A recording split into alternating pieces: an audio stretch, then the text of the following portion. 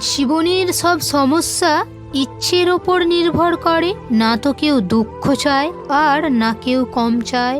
সেই সাফল্যের কি লাভ যেখানে পৌঁছতে গিয়ে মানুষের মনুষ্যত্ব পালিয়ে যায়। প্রশংসা করা মানুষ অবশ্যই তোমাকে চিনে যাবে, কিন্তু চিন্তা করা মানুষদের তোমাকেই খুঁজে নিতে হবে।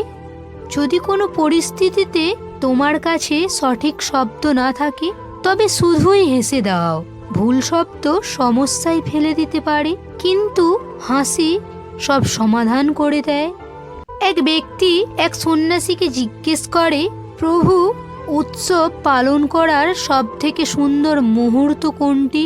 সন্ন্যাসী হেসে উত্তর দেন, মৃত্যুর আগের মুহূর্ত। ব্যক্তি বলে, কিন্তু মৃত্যু কখন আসবে? কেউ তো সঠিক সময় জানে না।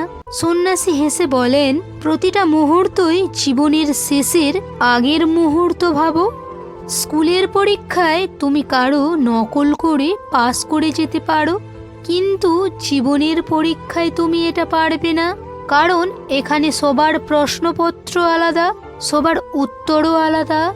তুমি একবার না একবার অবশ্যই এটা অনুভব করেছো যে তুমি বুঝতে পারছো না তুমি কি করবে, কি বেছে নেবে, কোনটা তোমার জন্য ভালো।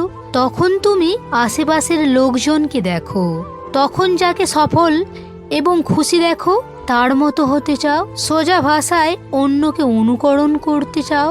তখন ভাবো, যদি সে এটা করে সফল হয়েছে তাহলে তুমিও সফল হবে। কিন্তু বাস্তবে কখনোই এমনটা হয় না, কারণ সবাই একই কাজ করার জন্য জন্মায় না। সবার জীবন আলাদা হয়, তাই সবার জীবনের কাজও আলাদা হয়। অস্বস্তি কি জিনিস সেটা জিজ্ঞেস করো সেই বাচ্চাটাকে, যে পেটের খাবার জোগাড় করার জন্য খেলনার দোকানে কাজ করে। জীবন যত সরল হবে, জীবনের সমস্যাও ততই কম হবে। বন্ধুরা, ভিডিওটা কেমন হয়েছে অবশ্যই কমেন্ট করে জানিও।